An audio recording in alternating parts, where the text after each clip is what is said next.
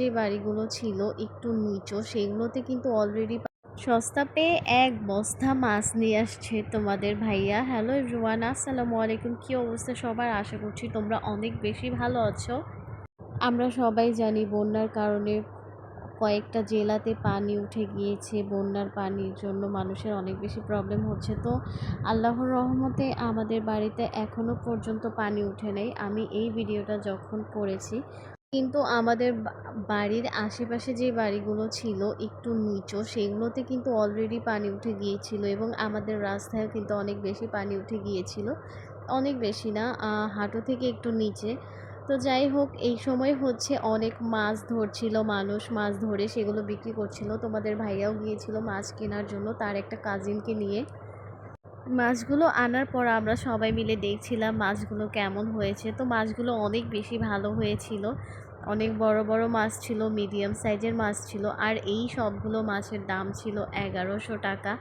তোমরা অবশ্যই বলবে দামটা ঠিক আছে নাকি বেশি হয়েছে বা কম হয়েছে। তো যাই হোক, এখন হচ্ছে মাছগুলোকে দুইটা ভাগ করা হচ্ছে। যেহেতু আমার হাজবেন্ড আর ওর কাজিন গিয়েছিল, মাছগুলোকে ভাগ করার পর ওর কাজিন মাছগুলো নিয়ে তার বাসায় চলে যায় আর আমাদের ভাগটা নিয়ে আমরা চলে আসি।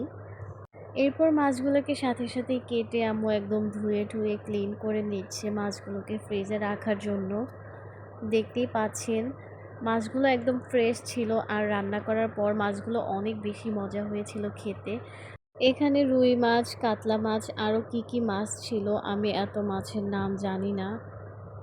পরের দিন সকালবেলা ঘুম থেকে উঠে তো একদম মাথা নষ্ট হয়ে গিয়েছে। আমাদের বাড়ির উঠানে একদম পানি উঠে ভরে গিয়েছে। দেখতেই পাচ্ছেন আপনারা কি অবস্থা, শুকনো একটা জায়গা ছিল আর এখানে এত পানি হয়ে গিয়েছে। তারপরও আল্লাহর কাছে লক্ষ কোটি শুকরিয়া যে আমরা ভালো আছি, আলহামদুলিল্লাহ।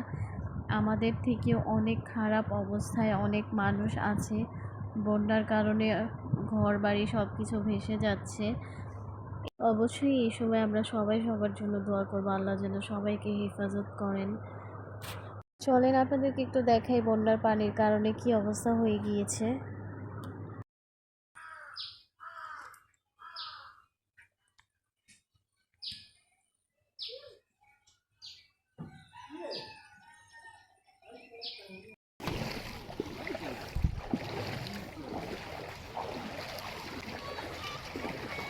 কি মাছ? মিরকা মাছ, ব্রিগেড মাছ।